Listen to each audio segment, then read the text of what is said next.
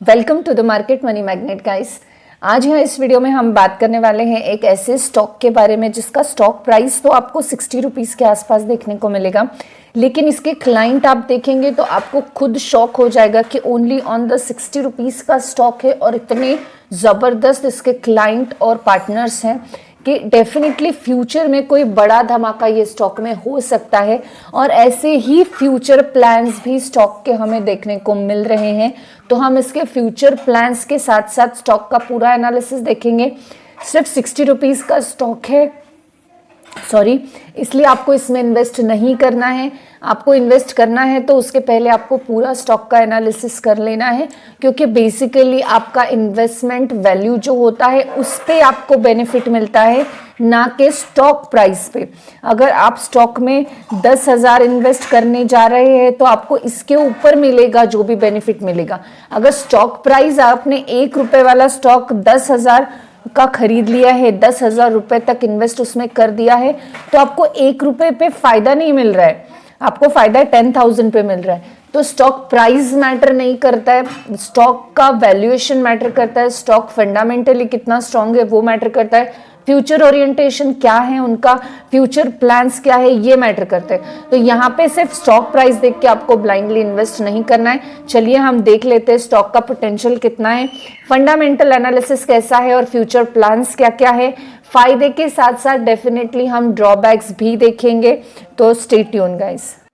सबसे पहले तो हम स्टॉक की वेबसाइट पे आ चुके हैं और हम इनके पार्टनर्स देखेंगे ताकि आपको समझ आए कि स्टॉक के पार्टनर कितने ज़बरदस्त हैं। आप देख सकते हैं यहाँ पे बाटा आपको देखने को मिलेगा, साथ ही साथ आदिदास भी है और रेड चीफ है, पूमा है, उसके अलावा मैक्स भी है, लिवाइस है। बेसिकली बहुत बड़े बड़े ब्रांड आपको यहाँ पे देखने को मिल रहे हैं। तो ये सारे जो ब्रांड है, जॉकी है, पीटर इंग्लैंड देखने को मिलेंगे, बहुत सारे बड़े बड़े ब्रांड्स आपको इनके साथ कोलैब करते हुए देखने को मिलेंगे। इनके पार्टनर्स जो है ये देखने को मिलेंगे, इनके क्लाइंट्स है ये आपको यहाँ पे देखने को मिल रहा है। इतने बड़े बड़े क्लाइंट्स रखने वाला स्टॉक डेफिनेटली इनकी जो एक प्रोफाइल बनेगी आगे प्रोजेक्ट्स लेने के लिए, तो उसमें डेफिनेटली इन सब का इंप्रेशन बहुत अच्छा पड़ रहा है और इतने बड़े बड़े ब्रांड्स इनको काम दे रहे हैं, यानी डेफिनेटली स्टॉक में कुछ तो दम देखने को मिलता है। ये स्टॉक बेसिकली अगर हम बात करें तो रिटेल में भी काम करता है, साथ ही साथ रिसेंटली ही आपने देखा होगा कि इलेक्ट्रिक व्हीकल्स में भी इसका जो है एंट्री हमें देखने को मिला। उसके अलावा अगर हम इसमें बात करें तो आप देख सकते क्लॉथिंग बिजनेस में भी ये स्टॉक का हमें बिजनेस देखने को मिलता है। उसके अलावा अगर हम बात करें तो वीफिन यानी फाइनेंशियल सर्विसेज भी प्रोवाइड करता है स्टॉक, और फाइनेंशियल सर्विसेज प्रोवाइड करने के लिए इनके जो पार्टनर हैं जिनके थ्रू ये एनबीएफसी बैंक्स के थ्रू लीडिंग जो इंडिया की एनबीएफसी बैंक है इनके थ्रू ये लोन्स प्रोवाइड करता है, हार्स फ्री लोन या पर्सनल लोन्स भी हम बोल सकते हैं। तो इनमें कौन से बैंक्स इन्वॉल्व देखने को मिलते हैं? एक्सिस बैंक है, आईडीएफसी फर्स्ट बैंक है, बजाज फाइनेंस, बजाज फिनसर्व के नाम इनके साथ जुड़े हुए हैं, यस बैंक है, लोन टैप है, उसके अलावा मनी मेकिंग लोन से कोटक बैंक भी हमें देखने को मिलती है। तो क्रेडिट सेंस से लेकर यहाँ हमें जो है बजाज फिनसर्व तक मैक्सिमम बड़े बड़े एनबीएफसीज यहाँ पे लोन देते हुए इनके साथ देखने को मिलती हैं। It's not a small thing guys. तो इसके साथ साथ न्यूली अभी इन्होंने एंटर किया हुआ है और वो है ड्रोन में। अब ड्रोन में इनको अगर हम बात करें तो ड्रोन में करीबन 100 करोड़ इन्वेस्ट किए हैं। 100 करोड़ इन्वेस्ट करना कोई छोटी बात नहीं है। और ड्रोन आपको पता ही है कि फ्यूचर में हॉस्पिटल फैसिलिटी से लेकर हर जगह इस्तेमाल होने वाला है, और ये एक फ्यूचर प्लान इनका हमें देखने को मिलता है। साथ ही साथ हम एक और चीज़ इसकी मोस्ट इम्पॉर्टेंट ये देखना चाहेंगे कि डीओपीओ में और डिफेंस सर्विसेज में भी इनके जो ड्रोन हैं ये सप्लाई किए जाने वाले हैं। अब ये तो हुआ इनके कंपनी का एनालिसिस। अब हमें ये देखना है कि ये कंपनी कौन सी है जिसके बारे में हम बात कर रहे हैं। तो ये है रतन इंडिया एंटरप्राइजेस लिमिटेड। रतन इंडिया एंटरप्राइजेस लिमिटेड जो है ये एक ऐसी कंपनी है जो अभी फिलहाल तो डेफिनेटली इन्वॉल्व नहीं है डिफेंस में या इलेक्ट्रिक व्हीकल्स में, लेकिन फ्यूचर में इन्होंने ये प्लान्स बना के रखे हैं, इन्वेस्ट किया हुआ है। रिसेंटली ही हमने देखा था कि ये स्टॉक करीबन 6% से हमें हाई देखने को मिला या इसने गेन किया था, और उसके पीछे का रीज़न था अदानी एंटरप्राइजेस ने इनको जो है अदानी ग्रुप की तरफ से ई बाइक्स का ऑर्डर मिला था। रिवॉल्ट जो इनकी खुद की सब्सिडरी है इसको, पर ये रिवॉल्ट को जो अडानी की तरफ से जो ई बाइक्स प्रोवाइड करने का ऑर्डर मिला था, उसके चलते ये स्टॉक ने एक ज़बरदस्त तेज़ी दिखाई थी। अब जो ये ऑर्डर है ये definitely one of the best order है, और इस ऑर्डर को दिखाकर आगे और भी ऑर्डर इनके मिलने में हेल्प होगी। डिफेंस सेक्टर में भी ये एंटर कर चुके हैं। अब जस्ट बिकॉज ऑफ दिस हम इसको बाय करने का रिकमेंडेशन नहीं दे सकते, या हम नहीं सोच सकते कि हम इस बेसिस पे इसको बाय करेंगे, क्योंकि बहुत सारे बिजनेस ऐसे हैं। रेमंड भी है जिसने अभी अभी जो है हमने देखा कि अपना बिजनेस ट्रैक चेंज किया जस्ट बिकॉज के उनका करंट बिजनेस उतना ठीक नहीं चल रहा था। तो इनके साथ भी कुछ ऐसा ही हो रहा था, इनके करंट बिजनेस में इतना पोटेंशियल नहीं देखने को मिल रहा था, जो कि इन्होंने अभी अपना ट्रैक चेंज किया है। अभी मेन हम इनके फाइनेंशियल्स भी देखेंगे। अगर हम ये स्टॉक का 1 साल के रिटर्न्स देखें तो 43% के बन के हमें मिले हैं, और मैक्सिमम रिटर्न्स जो कि 5 इयर्स में हम कंसिडर कर सकते हैं 900 प्लस के रिटर्न्स बन के मिले हैं। लेकिन ये रिटर्न्स उनको मिले जिन्होंने कंसिस्टेंसी से इसमें जो है इन्वेस्ट कर रखा था। अब यहाँ पे हम इसका मोस्ट इंपॉर्टेंट चीज़ देखना चाहेंगे कि इसके फंडामेंटल्स कैसे हैं। अब फंडामेंटल्स देखने के पहले मैं एक चीज़ डेफिनेटली यहाँ पे आपको बताना चाहूँगी कि जो रतन इंडिया एंटरप्राइजेस लिमिटेड है, इसकी वाइल्ड रेंज है बिजनेस की, या अभी हमने देख ही लिया है। Software, legal, financials, human resource, consultancy और सप्लाई मैन पावर स्किल्स, यानी कंसल्टेंसी में ही आता है। ये सारे में वो थे ही ऑलरेडी। साथ ही साथ उन्होंने इलेक्ट्रिक व्हीकल्स, रिवॉल्ट को उन्होंने जो है, रिवॉल्ट एक इनकी सब्सिडरी है जिसको 100% ऑक्यूपाई करके इन्होंने इलेक्ट्रिक व्हीकल्स में भी कदम रखा है। साथ ही साथ डिफेंस में भी, डिफेंस में इन्होंने अभी नाल्सको के थ्रू जो है 100 करोड़ का इन्वेस्टमेंट किया है, जो कि इनके फ्यूचर ओरिएंटेशन में हमें देखने को मिलेगा। फ्यूचर में एक अच्छा इनका जो है आउटकम हमें देखते हुए मिल सकता है। अब हम इसके फंडामेंटल्स अगर देखें तो मार्केट कैप के हिसाब से ये एक बहुत छोटी कंपनी है, no doubt. Book value over हमें देखने को मिल रही है।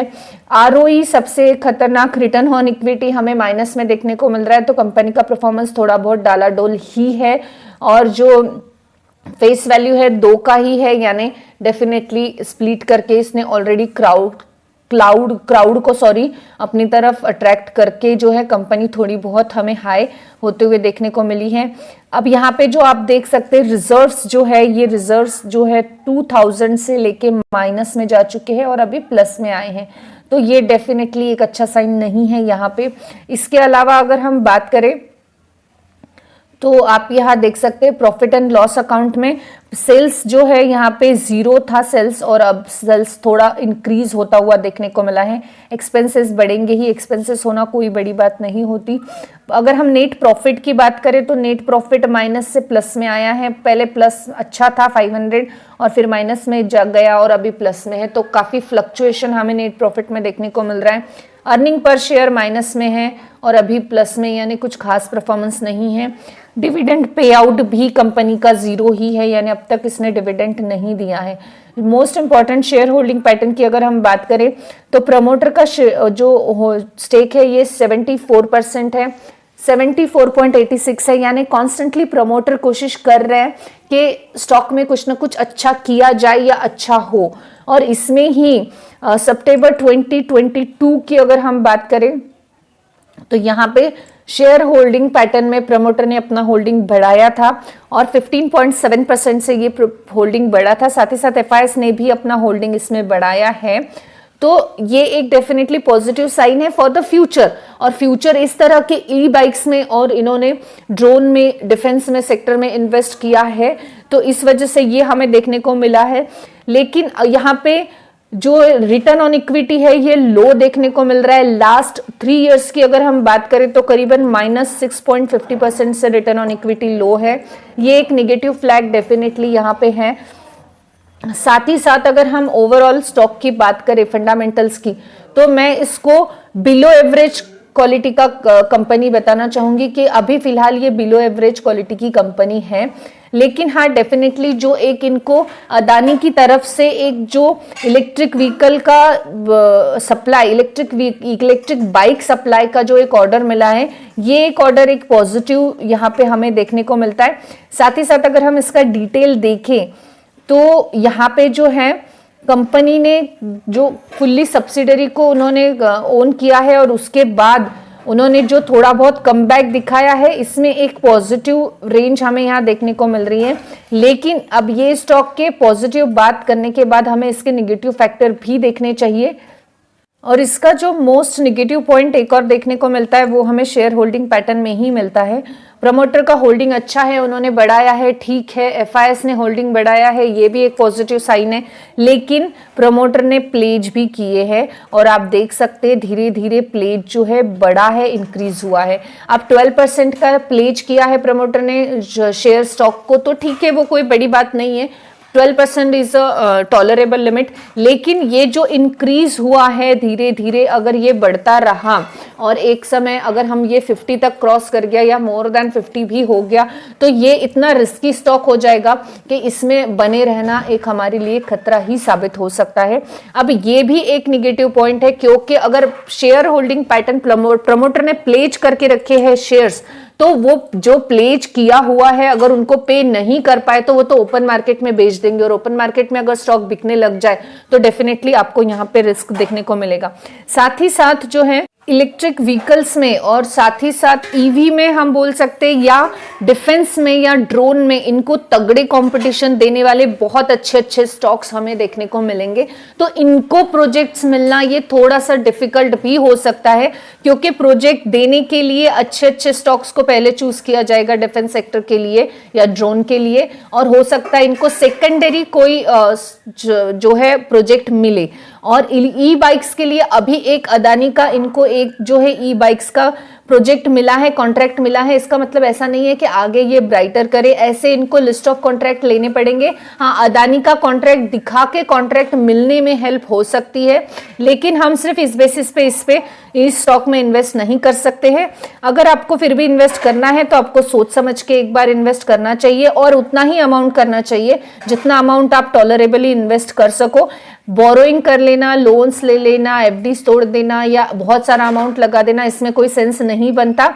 तो आपको बिना रिस्क के जितना अमाउंट आप फ्यूचर के हिसाब से रिस्क लेना चाहेंगे और इन बिजनेस में इन्वेस्ट करना चाहेंगे उतना ही करना।